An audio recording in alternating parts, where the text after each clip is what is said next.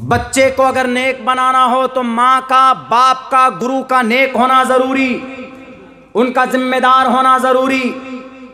ये दूसरा मंत्र है उसका। लेकिन ये चीज कहाँ है? ये मंत्र नहीं है। ये नबी पाक अलैहिस्सलाम ने क्या क्या, कुल्लुकुम राइन व कुल्लुकुम मसऊलन अन रइयतिही। तुम माँ हो, तुम्हारा बच्चा क्या करता है, तुम जिम्मेदार। तुम बाप हो, तुम्हारा बच्चा नमाज नहीं पढ़ता, तुम जिम्मेदार। तुम कौन हो? तुम टीचर हो, तुम्हारा स्टूडेंट खेलता है तो तुम जिम्मेदार। कुल्लुकुम राइन व कुल्लुकुम मसऊलन अन रइयतिही। मातृमान माँ, पितृमान पिता, चार्यावान उसके गुरु, ये जिम्मेदार हैं बच्चों को दीनदार बनाने के लिए। और माँ का दीनदार होना जरूरी है।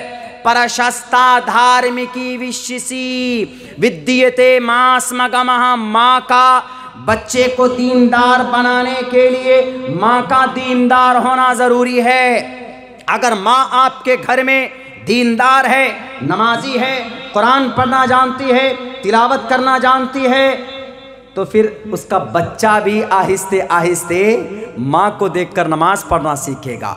हम जब नमाज पढ़ते हैं तो छोटा सा बच्चा आकर के खड़ा हो जाता है, वो भी नमाज पढ़ने लगता है।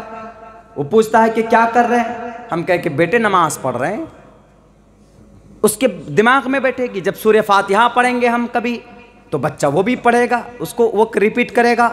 तो ये चीज बताइए, दुश्मन है पंडित दयानंद सरस्वती, बड़े बड़े उलमाए किराम से मुनाजरा हुआ उनका, किसी से जीते नहीं, अलग बात है, हारे ही है हमेशा।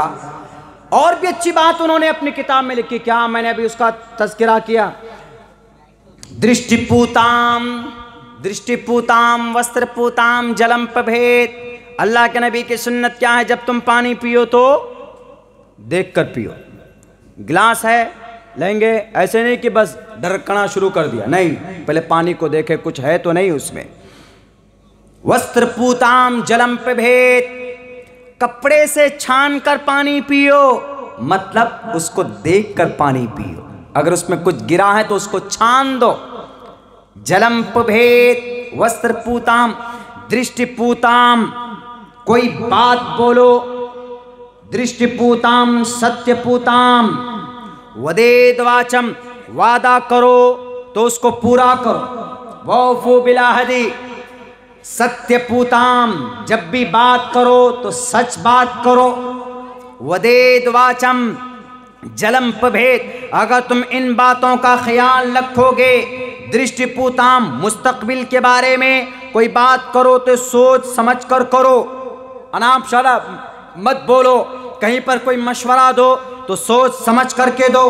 घर में कोई बात होती है, किसी को कुछ कहना है, झगड़ा हो रहा है, बहस हो रही है, तो सोच समझ कर अपनी जुबान को काबू में रख कर बात करो। किसी को बुरा भला मत कहो, झूठ मत बोलो, सत्य पूताम, सच बोलो। इसलिए कि इन्न सिद्क़ युंजी वल किज़्ब युहलिक, सच्ची बात करो, सच्चाई आपको निजात दिलाती और झूठ बात आपको हलाकत में डाल देती। एक झूठ को एक सच, एक कहते हैं ना कि आदमी कभी कभी ऐसा होता है कि जनाब एक सच को झूठ बनाने के लिए 70 मरतबा उसको झूठ बोलना पड़ेगा। तो बेहतर है कि एक सच को सच बोल दो, वक्ती तौर पर दिक्कत होगी लेकिन उस सच्चाई की बरकत से आपकी ज़िंदगी के अंदर कभी कष्ट नहीं आएगी। यकीन का पहचान, यकीन का फार्मूला नबी पाक अलैहिस्सलातु वस्सलाम की सुन्नत है और उनका हुक्म है। लेकिन दुश्मनों ने भी अपनी किताबों के अंदर जगह दी है, क्योंकि उनकी किताब मुकम्मल नहीं होगी जब हमारे आका नबी पाक अलैहिस्सलातु वस्सलाम का तज़किरा अपनी किताबों में नहीं करेंगे तो उनकी किताब नाक़िस और नामुकम्मल रहेगी। इसलिए पंडित दयानंद सरस्वती जी ने भी अपनी किताब के अंदर मोहम्मद रसूलुल्लाह सल्लल्लाहु अलैहि वसल्लम का तज़किरा किया। मेरे भाइयों, मेरे साथियों, हमें लोगों को असल में होता ये है कि हम लोग इन ऐतिहासिक बातों को वर्णन नहीं कर रहे, तज़किरा नहीं कर रहे। करना ज़रूरी है। जहाँ पे भी जिस फील्ड में भी रहे, वो तो वक्ती तौर पर भी ऐसा है कि हमारा नाम, हम लोगों का नाम हर जगह से काट काट कर ख़त्म करने की कोशिश की जा रही। यही 26 जनवरी है, तो 26 जनवरी का इतिहास क्या हम और आपको मालूम होना चाहिए, हमें जानना चाहिए। हम आपको बताएंगे 26 जनवरी सन 2022 में हमने मनाया। 26 जनवरी को रिपब्लिक डे कहा जाता है। इसको उर्दू में यौम जमहूरिया बोलते हैं, यौम जमहूरिया, रिपब्लिक डे। रिपब्लिक डे 26 जनवरी। आज ही के दिन 26 जनवरी 1950, 26 जनवरी 1950 को हमारे देश का कानून नाफिज किया गया था। जो संविधान बना था, द इंडियन कॉन्स्टिट्यूशन, हमारे जो भारत का संविधान बना था, कुरान की जानकारी, सुन्नत की जानकारी, सीरत की जानकारी, इस्लाम की जानकारी हमारे लिए सबसे पहले। लेकिन जिस देश में रहते हैं, इस देश में 15 अगस्त क्यों मनाते हैं, 26 जनवरी क्यों मनाते हैं, हमारी क्या कुर्बानी रही है, हमने क्या क्या काम किए हैं, हमें बोलना पड़ेगा। नहीं बोलेंगे तो ये लोग क्या समझेंगे। बहुत से लोग ऐसे समझते हैं ना कि ये लोग तो कुछ भी नहीं है, सब काम हमने किया। गांधी जी को महात्मा किसने बनाया? पंडित जवाहरलाल नेहरू को पंडित जी किसने बनाया? हमारे ही खून और हमारी ही मेहनत और कुर्बानी का नतीजा है कि ये देश आज़ाद हुआ और हमारा ही नाम छांट कर निकाल दिया गया। ये देश का कानून आज़ाद कब हुआ था हमारा भारत? 15 अगस्त 1947 में। एक लंबी तारीख है। अंग्रेज आए। अंग्रेज से पहले कौन थे जी? अंग्रेज से पहले मुगल थे, मुगल। आखिर में, सबसे आखिर में 1862 के अंदर मुगल बादशाह, आखिरी बादशाह, क्या नाम उसका, बहादुर शाह जफर का इंतकाल हो जाता है। मौत के घाट चले जाते हैं। मुगल बादशाह, मुस्लिम इंपेरर रहे 700-800 साल तक। उससे पहले कौन रहे? उससे पहले हिंदू राजा रहे। हिंदू भी थे, मुस्लिम भी थे। उससे पहले कौन रहे जी? उससे पहले और कोई थे। उससे पहले कौन थे जी? उससे पहले कौन थे जी? भारत के अंदर सबसे पहले कौन थे? हाँ, सबसे पहले आदिवासी थे। आदिवासी, आदि मतलब पुराना, वासी मतलब रहने वाला। आदिवासी को भारत में इसलिए आदिवासी बोलते हैं चूंकि वो यहाँ के पुराने हैं। आदिवासी से पुराना कोई नहीं है। आज जो बने बैठे हैं, कोई गृह मंत्री, कोई मुख्यमंत्री, कोई प्रधानमंत्री, ये भारत के आदिवासी नहीं है, भारत के मूल निवासी नहीं है। ये भी बाहर से आए हैं। ये भी बाहर से, आर्यन कौम, ईरान से आए। यहाँ के मूल निवासी कौन? सबसे ज़्यादा आपके झारखंड, बंगाल, उत्तर प्रदेश, जिन्हें हम शूद्र कहते, जिन्हें हम दलित कहते, जिन्हें हम संथाल कहते, जिन्हें हम इस तरह की बातें बोलते हैं, उनको कहते। ये लोग असल में इस देश के वो हैं। एक तारीख है लंबी, हम उधर नहीं जाएंगे। तो अंग्रेज आया 1608 के अंदर आया अंग्रेज। आने के बाद जनाब यहाँ आए क्यों थे? यहाँ बहुत खजाना था हमारे देश में, बहुत। सबसे बड़ी चीज काली मिर्च, काली मिर्च, इलायची, गरम मसाला, ये कर्नाटक, श्रीरंगापट्टनम, मैसूर, गुजरात, महाराष्ट्र, कालीकट, मालाबार, इन इलाकों में होता था। तो इन चीज़ों को देखकर सबसे पहले भारत में समंदर के रास्ते वास्को डे गामा 1498 में आया। सबसे पहले कब्जा करने नहीं आया, देखने सबसे पहले समंदर के रास्ते से। कहां से आया वो? मंगोल से, मंगोल से आया था वो, मंगोल से, पुर्तगाल से, पुर्तगाल से यहां आया। आने के बाद ब्रिटेन के लोगों ने देखा कि वहाँ तो बहुत कुछ है। आहिस्ते आहिस्ते उन्होंने कदम जमाना शुरू किया यहाँ के दौलत को। यहाँ से काली मिर्च, गरम मसाला, इलायची लेके जाते थे और वो लोग बेचकर 5 गुना मुनाफा कमाते थे, 5 गुना। यहाँ का जो कोहिनूर था, ये कोहिनूर बेचकर 7 दिन तक पूरी दुनिया के लोगों को खिलाया जा सकता था। कोहिनूर, कोहिनूर हमारे देश में मुगल इंपेरर के ये कुर्सी में लगी हुई थी पीछे, उसको भी लूट कर ले गए अंग्रेज ना लाए। ये सब चीज़ देख कर आए। बहरकैफ जंग हुई, लड़ाई हुई, और सबसे पहले जंग की शुरुआत किसने की? मैं कई मर्तबा तकरीर में बोल चुका हूँ, आज भी बोलता हूँ। सबसे पहले जंग की शुरुआत नवाब सिराजुद्दौला का नाना का नाम अली वर्दी खान, आपके इसी बंगाल मुर्शिदाबाद के रहने वाले। और अंग्रेज का सबसे पहले हेड ऑफिस कलकत्ता, इसी कलकत्ता, आज तो कोलकाता कलकत्ता बोलते, इसी कोलकाता की उस हेड ऑफिस को तोड़कर हटाया अलीवर्दी खान ने। कहा कि अंग्रेज तुमको नहीं रहने दूंगा। अलीवर्दी खान का इंतकाल हो गया, नवाब सिराजुद्दौला आए। नवाब सिराजुद्दौला ने भी सबसे पहले जंग की शुरुआत की। कब? 1755 में। 1755 में शुरुआत की अलीवर्दी खान, 1757 में शुरुआत की नवाब सिराजुद्दौला ने। 1799 में लड़ाई लड़ी कौन? टीपू सुल्तान ने। उनका इंतकाल हो जाने के बाद, उनको शहीद कर देने के बाद देश पर मुकम्मल तौर पर कब्जा हो जाता। उसके बाद उलमा आए मैदान में, रायबरेली के उलमा, दारुल देवबंद के उलमा, नदवतुल उलमा के उलमा मैदान में आ गए। 1857 की जंग लड़ी गई शामली के मैदान में। 1857 से लेकर बाज़ाब्ता तौर पर 1857 से 1947 तक मुकम्मल तौर पर इस्लाम, टीपू सुल्तान के शहीद होते ही हिंदुस्तान कब्जे में आ गया अंग्रेजों के। ब्रिटिश रूल कानून चला यहां पर, ब्रिटिश हुकूमत थी यहां पर। लड़ाई की बहुत मैं नहीं बोलना चाहूंगा। उस वक्त का एक बहुत बड़ा मौलाना हुसैन अहमद मदनी 1934 में 1936 में ऐलान किया गया कि भारत का नागरिक, भारत का नौजवान यहां नहीं, ब्रिटानिया ब्रिटेन का दूसरा वर्ल्ड वॉर जर्मनी से था, वो लोग आपस में लड़ रहे थे, फौज कहां से लाएंगे?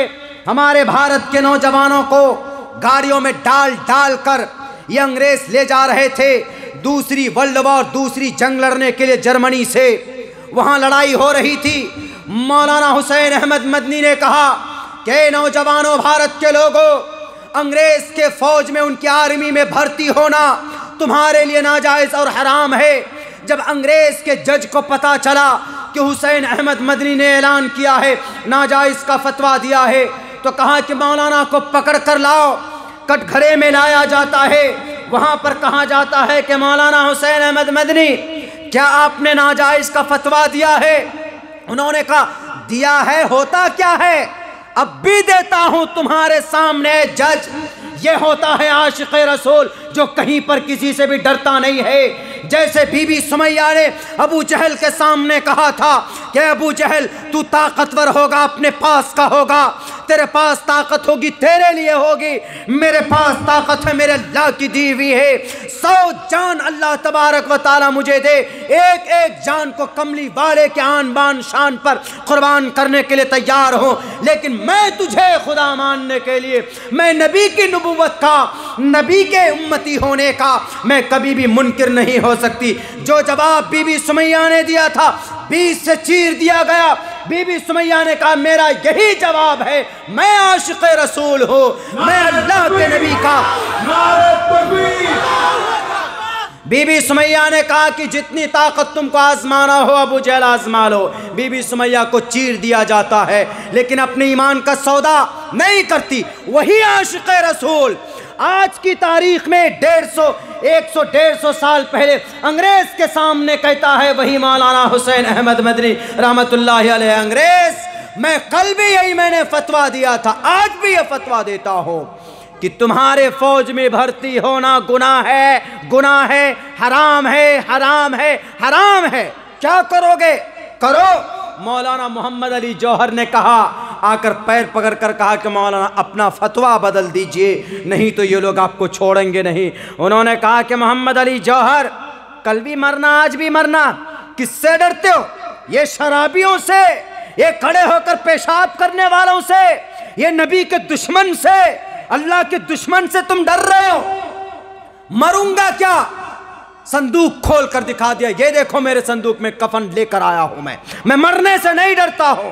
जो सहाबी नहीं डरते थे मरने से, हम उस सहाबी के जूतियों के तले, जूतियों के सदक़े में, उनकी एक सुन्नत पर, नबी के एक सुन्नत पर, सहाबी के एक सुन्नत पर अगर मेरी ज़िंदगी कुर्बान हो जाए तो कल क़यामत में गर्दन ऊंची करके रहूँगा, कहूँगा कि अल्लाह के नबी आपके एक सहाबी के नक्श कदम पर चलकर अपने आप को कुर्बान कर लिया था। हो सकता है कि उसी अदा को देखकर मेरी मग़फ़िरत हो जाए, जन्नत चला जाऊँ।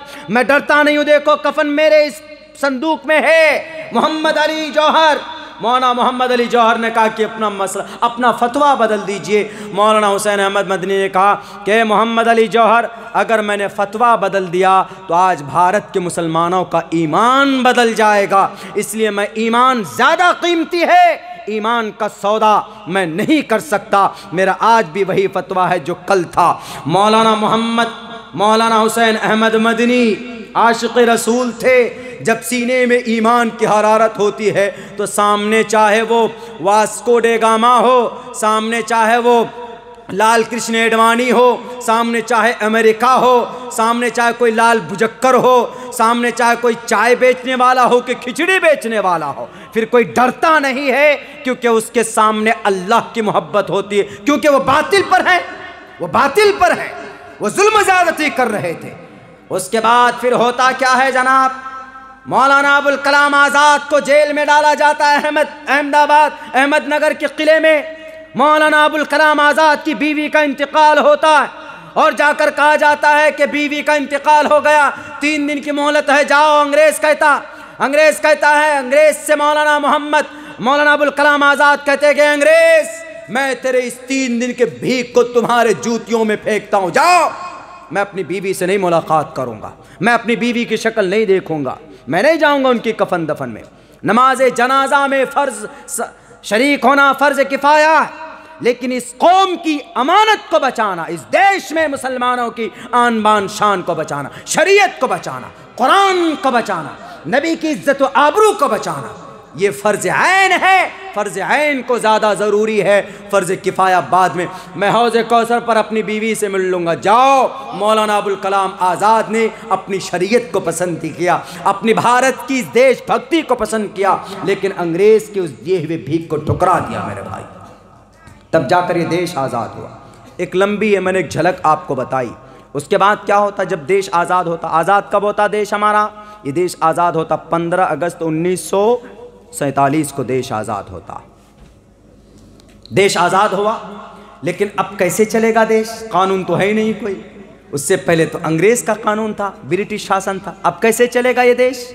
आज़ाद तो हो गए जी जनाब, आज़ाद हो गए, अब कैसे चलेगा? तो जैसे ही आज़ादी मिली तो उस वक्त का एक बहुत बड़ा जनरल गवर्नर लॉर्ड माउंटबेटन के ज़रिए उनको जनरल गवर्नर बनाया गया। उसने अनाउंसमेंट किया कि आज से ये देश आज़ाद। 14 अगस्त 1947, 14-15 अगस्त देश आज़ाद तो हुआ, लेकिन उसके साथ साथ पार्टीशन हमें दिया गया, यानी पाकिस्तान उसी रात को अलग किया गया, वो अलग बन गया, ये देश अलग हो गया। ये दर्द है, ये भारत के मुसलमानों की बदनसीबी है कि यहाँ पर भारत के मुसलमान नहीं बल्कि भारत के लोगों की बदनसीबी है कि इसको डिवाइड किया गया। 1971 में आपका करीब का बांग्लादेश और 1947 14 अगस्त को पाकिस्तान बना, 15 अगस्त को भारत ये देश आज़ाद हुआ। अंग्रेज़ों की एक चाल थी और इस चाल प्रपोज़ल था जनाब, कायद साहब उधर हैं, एक बहुत बड़े कायद आज़म साहब, लेकिन नहीं देखा कि आगे क्या होने वाला है। बैरकैफ देश आज़ाद हो गया। अब किस कानून के तहत चले? कानून क्या होगा? तो 1900 इंडियन इंडिपेंडेंस एक्ट 1947 इसको लागू किया गया। इसके अंदर ब्रिटिश कुछ कानून थे, कुछ रूल थे, उसी रूल को जनरल प्रेसिडेंट और जनरल वो राष्ट्रपति लॉर्ड माउंटबेटन को बनाया गया कि जनाब आप अपनी 29 महीने तक रहा, 29 महीने तक 379 लोगों की एक टीम बनी, कॉन्स्टिट्यूएंट असेंबली एक टीम बनी, कानून साथ कि जनाब इस देश को अब एक अलग संविधान चाहिए, एक अलग निज़ाम चाहिए, आज़ादी चाहिए। हो तो गया था। उसके बाद जब पार्टीशन हुआ तो 90 लोग चले गए पाकिस्तान, बच गए 290 में से 35 लोग कानून साज भारत के 35 लोगों की 290 लोगों में 35 मेंबर उस कानून साज असेंबली के रुकन जो थे उनमें से एक के खान अबुल कासिम जो खान थे, आपके इसी बंगाल के थे, इसी बंगाल के। और आसाम का एक सादुल्ला साहब, जो 7 लोगों की एक अलग टीम बनी इस देश के संविधान को लिखने के लिए, जिसका चेयरमैन अध्यक्ष बनाया गया था डॉक्टर भीमराव अंबेडकर को। डॉक्टर भीमराव अंबेडकर थे तो दलित, लेकिन 12 टॉप मोस्ट यूनिवर्सिटी से 12 बेहतरीन से बेहतरीन डिग्री थी। इतना पढ़ा लिखा कोई नहीं था उस वक्त में। पंडित जवाहरलाल नेहरू जब गए लंदन, कहा कि हमको कोई बड़ा विद्वान दीजिए, हम अपने देश के कानून लिखेंगे। तो वहां पर जाकर कहा लंदन के यूनिवर्सिटी में कि यहाँ क्यों आए हो? कहा कि हमको विद्वान चाहिए। कहा कि तुम्हारे भारत में जितना बड़ा विद्वान है कहीं पर भी नहीं है। लॉ का ज्ञानी। कहा कौन? कहा कि लॉ का सबसे बड़ा जानकार विद्वान अगर कोई है तो डॉक्टर भीमराव अंबेडकर है, जाओ। अब मसला था डॉक्टर भीमराव अंबेडकर दलित है, जिनको क्या कहा जाता है, शूद्रो ब्राह्मणतामिति। मैंने कई जगह मंत्र में कहा है, हमने कहा कि कोई माँ के पेट से ब्राह्मण नहीं निकलता। अच्छे काम करोगे तो ब्राह्मण बन जाओगे, अच्छे काम करोगे तो आपकी जाति नहीं देखी जाएगी। डॉक्टर भीमराव अंबेडकर साहब को मजबूरन, उनसे बड़ा क्वालिफाइड इंसान नहीं था हमारे भारत के अंदर लॉ के मामले में जो ज्ञानी थे। डॉक्टर भीमराव अंबेडकर को एक टीम दी गई 7 लोगों की। 7 लोगों में से सारे लोग कोई बीमार हो गए, कोई कहीं चले गए, कोई कहीं चले गए, अकेले डॉक्टर भीमराव अंबेडकर बने। 10 मुल्कों का दौरा किया। 10 मुल्कों का दौरा करने के बाद 2 साल 18 दिन के अंदर संविधान तैयार किया। 251 पेज में कानून लिखा।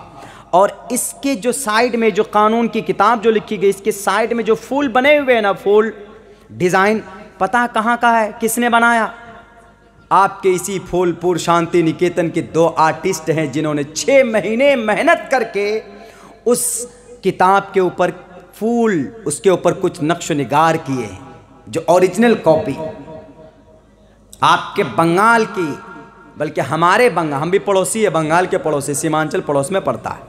40 किलोमीटर जाइए बंगाल आ जाता है। बहुत बड़ा योगदान रहा है बंगाल का, बहुत बड़ा एहसान है समझिए जनाब भारत के इस पृथ्वी के ऊपर बंगाल के लोगों का। अंग्रेज से सबसे पहले मुकाबला करने में बंगाल के आगे, कानून लिखने में जनाब बंगाल के आगे।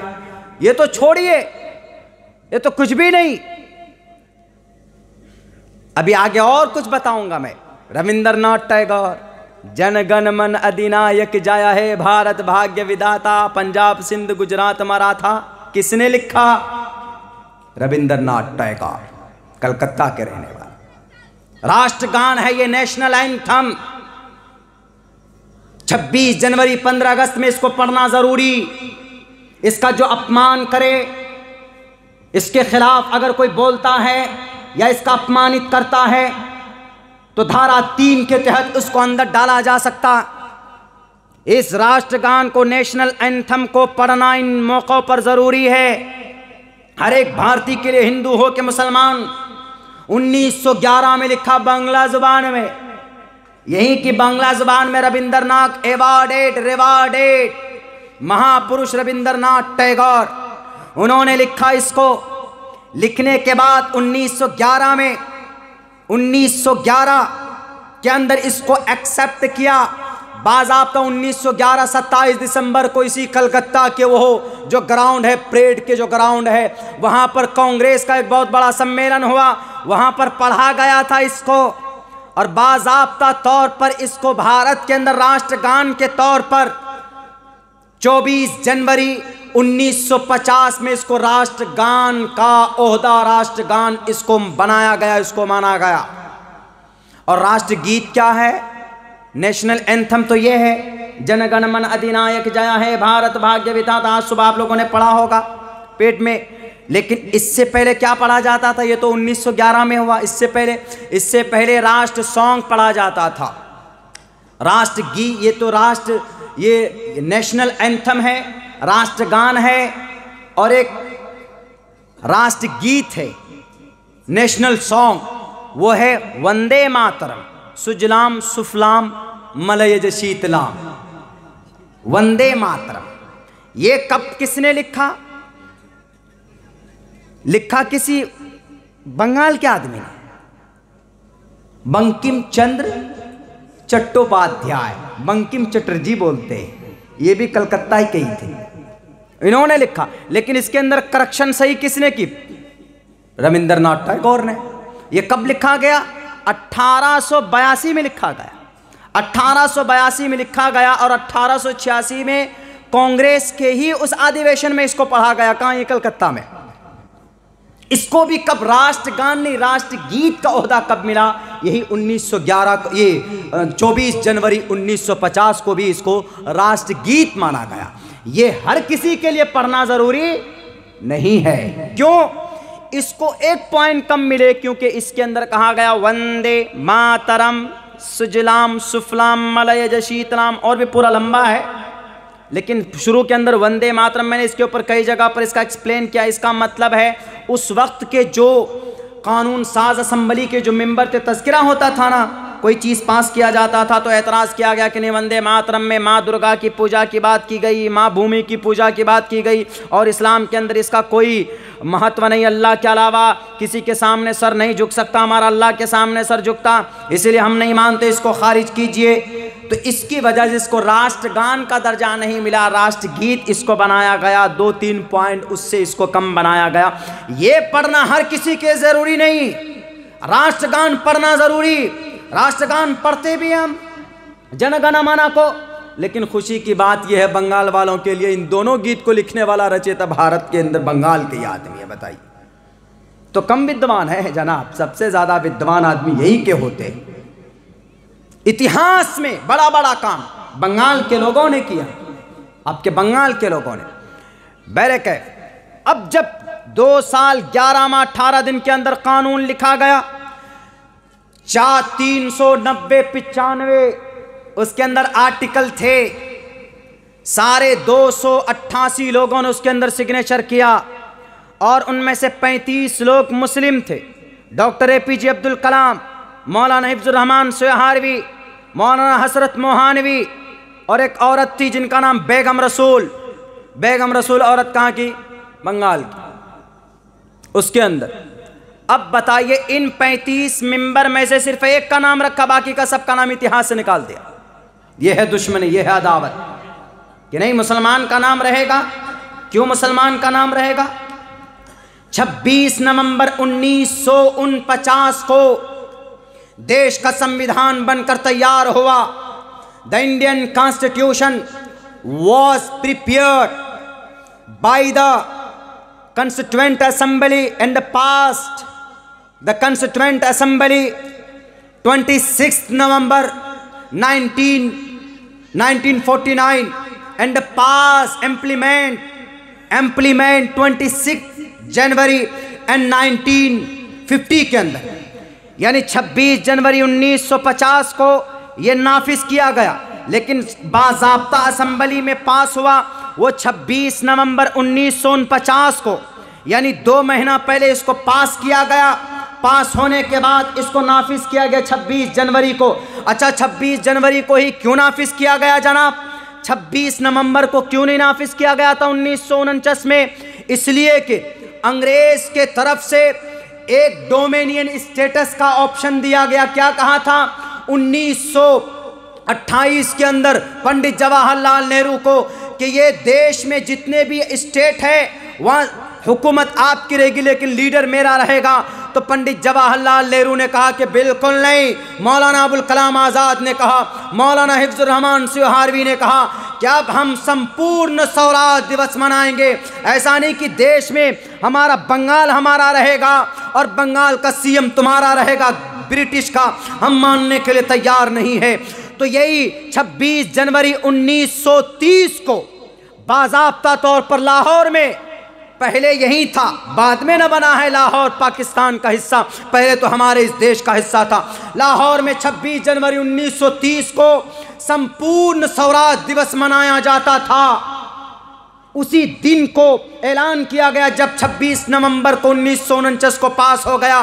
कहाँ पर? वहाँ पर असेंबली के अंदर। तो कहा कि आज नाफिज नहीं किया जाएगा, बल्कि 26 जनवरी जब सारे भारत के लोग जमा होंगे वहाँ पर ये कानून को नाफिज किया जाए, पूरी दुनिया पूरे भारत के लोगों के सामने रखा जाए। तो वही 26 जनवरी 1950 को हमारे देश का कानून नाफिज किया गया। बाकी जो 29 महीने किस कानून के तहत देश चला है? ये British rule general government Lord Mountbatten के मरने के बाद उसी बीच में एक बहुत बड़े गोपालाचार्य, उनको जनरल गवर्नर बनाया गया था हमारे भारत को। लेकिन जब 26 जनवरी 1950 को कानून नाफिज किया गया तो सबसे पहले जो राष्ट्रपति, जो गवर्नर बनाए गए, राष्ट्रपिता जिनको बनाया गया, वो हम सबको और आप सबको मालूम होना चाहिए कि उस वक्त के जो डॉक्टर साहब थे उनको बनाया गया था भारत का सबसे बड़ा राष्ट्रपति, उस वक्त उनको बनाया गया था।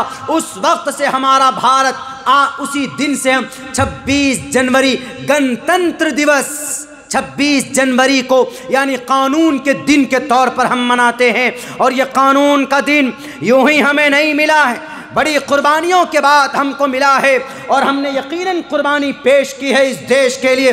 अगर कोई बोलता है, अगर कोई हमारे इस देश की देशभक्ति के लिए अगर किसी को शक होता है तो मेरे भाइयों आप बताओ, आज जो भारत रिजर्व बैंक, ये भारत, ये स्टेट बैंक हम यूज़ करते हैं, इस्तेमाल करते, किसका बनाया हुआ है?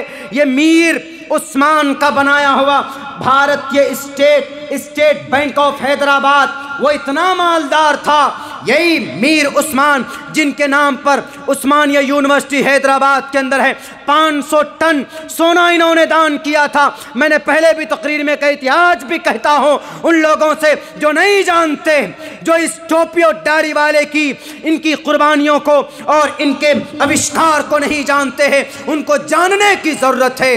हम नबी वाले ही नहीं हैं बल्कि इस देश की तकदीर को हमने बदला है।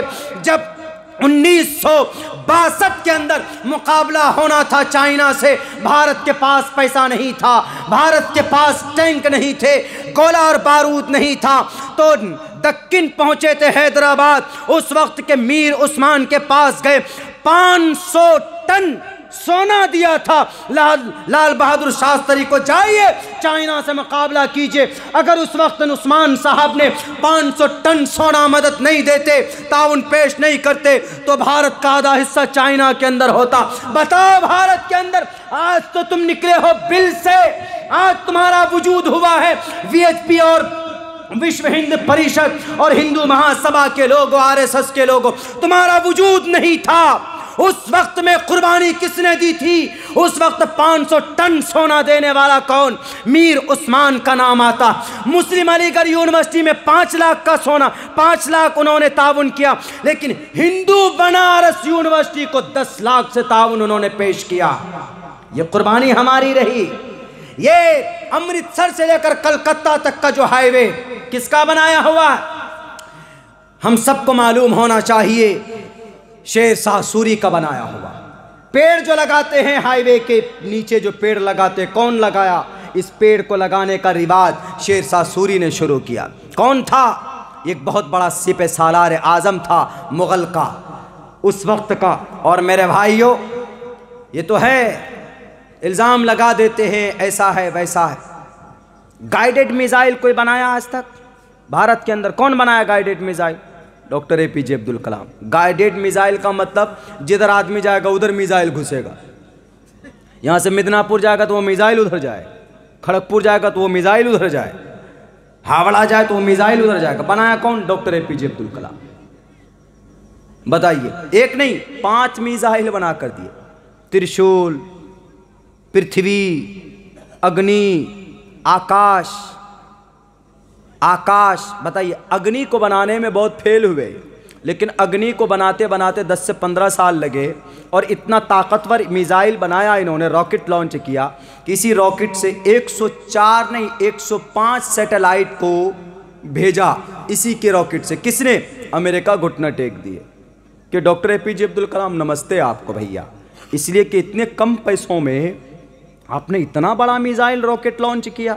बताइए कौन? डॉक्टर एपीजे अब्दुल कलाम। हमारी ये कुर्बानी तब भी हमको आज क्या बोलते हैं, 35 जो मेंबर के नाम होने चाहिए, कानून साज जो कमेटी बनी थी, जो 279 लोगों की, 290 लोगों की, उनमें से 35 में से किसी का नाम नहीं, सबका नाम काट काट कर निकाल कर हटा दिया, सिर्फ एक नाम बाकी रह गया, मौलाना अबुल कलाम आज़ाद। बाकी 34 नाम कहाँ, मिटा दो तुम। लेकिन भारत के संविधान में लिखा हुआ है, ओरिजिनल जो संविधान लिखा, उसी संविधान के पेज पे देखिए 279 लोगों का सिग्नेचर है। उनमें से 35 अराकीन जो हैं, मुस्लिम मौलाना हिफ्जुर रहमान, मौलाना अबुल कासिम खान आपके बंगाल के, मौलाना अबुल कलाम आज़ाद, बेगम रसूल, हैदर अली जनाब, सैफुर रहमान, उबैदुर रहमान, खान उबैदुल्ला, ये मौलाना हसरत मोहानवी, इनके नाम नहीं हटा सकते, इनका नाम आज भी लिखा हुआ है भारत के संविधान में, भारत के उस ओरिजिनल उस बुक के अंदर। 26 जनवरी मनाते हैं हम राष्ट्रगान गाते, जो गाना ज़रूरी है, जनमन गण अधिनायक जय है भारत भाग्य विधाता, पंजाब सिंध गुजरात मराठा, ये हम गाते हैं, शान के साथ गाते। और हम यूँ भी गाते, सारे जहां से अच्छा हिंदुस्तान हमारा, पूरी दुनिया से बेहतर और अच्छा हमारे लिए हिंदुस्तान है। इससे बड़ी देशभक्ति क्या चाहिए। जब ज़रूरत पड़ती है चाइना से तो 500 टन का सोना हम ही ला करके दे देते। जब खूबसूरती की बात आती है तो ताजमहल हमारा ही बनाया हुआ नज़र आता है। जब ऊंची मीनार की बात आती है तो कुतुब मीनार हमारा चमकता और दमकता। जब जापान, फ्रांस, रशिया, इन गाइडेड मिसाइल इनके पास है, भारत के पास नहीं। कौन बनाएगा, कौन बनाएगा? सबसे पहले डॉक्टर APJ अब्दुल कलाम बनाकर खड़ा करते, लो जी एक से एक मिसाइल। सबसे पहले कौन सी मिसाइल बनाई गई? त्रिशूल बनाया। दूसरे नंबर पर आकाश बनाया, तीसरे नंबर पर नागा बनाया, चौथे नंबर पर पृथ्वी बनाया, पांचवें नंबर पर दुनिया का सबसे कम कीमत में सबसे ज्यादा शक्तिशाली अग्नि बना करके दिया। आज तक पूरी दुनिया में इतना शक्तिशाली मिसाइल बनाया वाली 5000 किलोमीटर दूर तक मार करने वाली मिसाइल अग्नि किनका बनाया हुआ? डॉक्टर APJ अब्दुल कलाम का बनाया हुआ। 26 जनवरी है, इसीलिए मैं बोल रहा हूँ, ये इतिहास हमारा और आपका। कुरान पढ़ते थे, उनकी संदूक में है ना, डॉक्टर APJ अब्दुल कलाम के संदूक में कुरान रहता था, वो कुरान की तिलावत करते थे। अब बहुत सीधे साधे इंसान, इनके जब ये राष्ट्रपति बने थे तो इनके गांव वाले आ गए थे। गांव वाला होता है ना कि भाई हमारा राष्ट्रपति बना हमारा बच्चा, तो पूरे गांव वाले को जब बस में आए तो जिस दिन वो लोग गए ना, तो पूरा खर्चा जो सरकार की तरफ से हुआ सरकारी, उन टोटल पैसों को जोड़ जोड़ कर अपने तनख्वाह से काट करके चुकाया कि ये लीजिए। ऐसे थे डॉक्टर APJ अब्दुल कलाम। आज उनकी तारीख को, आज उनके मानने वालों को मिटाने की कोशिश की जा रही है। मेरे भाइयों, मेरे मुसलमानों, मैं तो ये कहूँगा कि जिम्मेदार हम ही हैं। हम बोलते नहीं हैं अपने इतिहास को, तारीख की बात नहीं करते। नहीं, भारत के अंदर सबसे ज़्यादा इस्लाम किन के ज़रिए से फैला? तलवारों के ज़रिए से नहीं, अल्लाह के वलियों के ज़रिए से। सब जानते हैं, मोइनुद्दीन चिश्ती रहमतुल्लाह अलैह जिधर से जाते थे नक्शा बदल जाता था उधर। बाबा फरीदुद्दीन गंज शकर, अकाबिर औलिया अल्लाह की शक्लें इतनी नूरानी होती थी, उनके ज़रिए से इस देश के अंदर में फैला है इस्लाम। शक्ल देखते थे, उनका बिहेव देखते थे, इस्लाम लोग, अरे इतना अच्छा मज़हब है। चलो, सफ़वान बिन उमैया और उमैर बिन वहब मक्का में बैठकर मशवरा करते हैं कि मोहम्मद ने बद्र के मैदान में मेरे बेटे को मारा। सफ़वान बिन उमैया कहता है उमैर को इस उम्मत का शैतान कहा गया। उनको कहता है कि उमैर, कैसे मैं अपने बेटे का बदला लूँगा? उमैर कहता है कि मेरा बेटा भी मोहम्मद के कब्ज़े में है, मोहम्मद रसूलुल्लाह के कब्ज़े में, मैं भी छुड़ाना चाहता हूँ। मेरा मन करता है कि मैं तलवार उठाऊँ और जाकर नबी को कत्ल कर कर आ जाऊँ मैं, नाउज़ बिल्लाहि मिन ज़ालिक। सफ़वान बिन उमैया कहता है कि तुमको फिर किसने रोका, क्यों नहीं जाते? उन्होंने कहा कि मेरे पास कर्ज़ है, मेरे बच्चे हैं, वरना मैं जाता और मार कर उनको आ जाता, नौज़ बिल्लाह, उनको ख़त्म कर देता इस दुनिया से। मेरे भाइयों सफ़ान बिन उमैया ने कहा कि डोंट वरी, तुम फिक्र मत करो, तुम्हारा कर्ज मेरे ज़िम्मे, तुम्हारे बीवी बाल बच्चा का पालन पोषण मेरे ज़िम्मे है, तुम जाओ ये तलवार लो और मोहम्मद रसूलुल्लाह का खात्मा करके आओ, जाओ, तुम्हारी सारी जिम्मेदारी मेरी। सफ़ान बिन उमैया और उमैर बिन वहब शातिराना तेज दिमाग का था। इस उम्मत का शैतान कहा गया, इस उम्मत का फिरौन अबू जहल का चेला, अबू जहल का दायां हाथ उमैर बिन वहब, इस उम्मत का शैतान वो तैयार होता है। चूँकि अबू जहल मारा गया बद्र में, 70 कुफ़ार और मुशरिकीन वासिले जहन्नम हुए, मौत के घाट उतार दिए गए। इसीलिए इंतकाम की आग सुलग रही थी उनके दिलो दिमाग में। और सफ़ान बिन उमैया के बेटे भी कैद में, उनके भाई भी मारे गए, वासिले जहन्नम किए गए बद्र के मैदान में। तो सफ़ान बिन उमैया ने कहा कि उमैर बिन वहब, जाओ तुम तैयारी करो, जो पैसा खर्चा होगा मैं दूंगा। कुछ पैसे दिए, आकर अपने घर में जहरीला छुरी बना रहे हैं, उसको आग में डाल रहे हैं, जहर डाल रहे हैं और उसको खूब तेज कर रहे हैं। मोहम्मद रसूलुल्लाह के कत्ल करने के लिए एक स्पेशल तैयार तलवार बनाई जा रही। उस वक्त में पहले ज़माने में कोई गोली नहीं थी, पहले ज़माने में तीर को जहरीला धात देकर उसको छोड़ते थे, आदमी को लगते ही फौरन उसकी मौत हो जाए, या जो छुरी है उसको जहरीला बनाते थे। जैसे हज़रत उमर फारूक को शहीद किया गया था, उस छुरी के ज़रिए से जहर से तैयार किया गया था। तो वो उमैर बिन वहब अपने घर जाते हैं, पूरी तैयारी करते हैं और 5-10 दिन तक तैयारी करने के बाद उनको 5-10 दिन तक तैयारी की, खूब मोहम्मद रसूलुल्लाह को सफाया करने की कि मैं नहीं छोड़ूंगा। लेकिन मेरे दोस्तों कुर्बान जाओ, अल्लाह तबारक व तआला जिसको रखे, जिसको खुदा रखे, उसको कौन चखे। अगर अल्लाह आपके साथ है, आप अल्लाह के हैं, कोई माए का लाल आपको छू नहीं सकता, कोई दुनिया की गोली आपको मौत के घाट उतार नहीं सकती। अंग्रेज के ज़माने में भी, उससे पहले भी मुसलमानों पर मजालिम किए गए, लेकिन ऐसे गोलियां छेद करके इस कनपट्टी से इन कटपट्टी पर निकल जाती थी, लेकिन मौत नहीं होती थी। गोलियां किसी को मौत नहीं दे सकती अगर अल्लाह ने उनके मुक़द्दर में मौत नहीं लिखा। और कोई दुनिया की कोई डॉक्टर उसको नहीं रोक सकता अगर अल्लाह ने उसके मुक़द्दर में मौत लिख दिया। ऐनमा तकूनु युद्रिकुमुल मौत वलो कुंतुम फी बुरूजिम मुशय्यदा। किसी भी घाटी में घुस जाओ, किसी भी सेफ जगह में पैक हो जाओ, मौत आएगी तो अल्लाह तबारक व तआला तुमको वहाँ पर भी मौत दे सकता। मौत तुमको वहाँ से निकाल कर तुमको तुम्हारी रूह को कब्ज़ करके लेके जाएगी। तैयारी करके मदीना निकला, पूरी तेज़ी के साथ पहुँचा। जैसे ही जाते, तलवार लटकी हुई लटक रही थी, पीछे नहीं लटक रही थी, एकदम बिल्कुल तेज तैयारी के साथ कि जैसे मोहम्मद के पास पहुँचे फौरन तलवार निकालें और मोहम्मद का सफाया कर दें। नऊज़ बिल्लाहि मिन ज़ालिक, ये नीयत थी उसकी, उस उमैर बिन वहब की। उनको हज़रत उमर फारूक ने देख लिया। हज़रत उमर फारूक ने कहा, देखते उनका पारा चढ़ गया। उमर फारूक गर्म मिजाज के थे, इनको देखकर शैतान भी अपना रास्ता बदल देता था कि उमर आ गया, कहीं कनपट्टी में थप्पड़ लग जाएगा, रास्ता बदल दो। डरते थे शैतान भी। हज़रत उमर से मुलाकात होती, हज़रत उमर ने कहा कि अल्लाह के दुश्मन, नबी के दुश्मन, तू क्यों आया जी यहाँ पे? रुको तुम्हारी शिकायत करता हूँ मोहम्मद रसूलुल्लाह की। गुस्सा तो आया कि जाकर वहीं पर उनका काम तमाम कर दें, लेकिन मोहम्मद रसूलुल्लाह की ज़ात मौजूद। आप अलैहिस्सलाम के पास खबर लेकर गए हज़रत उमर फारूक। अल्लाह के नबी को कहा कि अल्लाह के नबी, उमैर आया, उमैर, और तलवार लटका कर क्या आया है? तो मोहम्मद रसूलुल्लाह सल्लल्लाहु अलैहि वसल्लम ने कहा कि घबराओ मत, आने दो, उसको बुलाओ।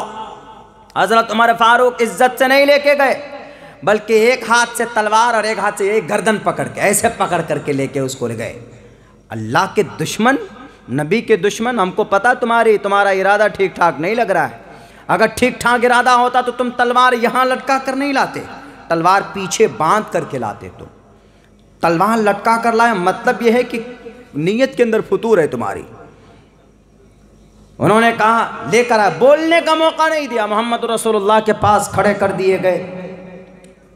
उमैर बिन वहब को अल्लाह के नबी ने पूछने से पहले कहा कि उमैर क्या क्या मशवरा हुआ?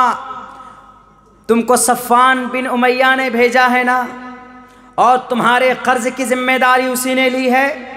और ये जो तुम्हारी तलवार है ये नॉर्मल तलवार नहीं है, इसको जहर से तुमने बनाया है और मेरे खात्मे के लिए तुम आए हो ना। बस इतना सुनना था कि फ़ौरन नबी पाक अलैहिस्सलातु वस्सलाम के कदमों में गिर जाता और सबसे पहले कलिमा पढ़ता है, सबसे पहले मुसलमान बनता है। तब वो कहता है उमर फारूक को कि उमर, किसी ने कुछ किया? कुछ नहीं किया। उमर फारूक थे गुस्से वाले, जो बर्दाश्त नहीं करते थे किसी भी चीज़ को। मक्का में थे, कम तादाद थी, तब भी वहाँ पर तलवार लहरा कर बोला क्या मानल हक, मैं मुसलमान बन गया हूँ, मैं हक पर हूँ, मैं नमाज पढ़ता हूँ, कोई माए का लाल मुझे रोक कर दिखाए। वहाँ पर जहाँ कम तादाद थी वहाँ पर भी एकदम तलवार लहरा करके वो इस्लाम का परचम बुलंद कर रहे थे।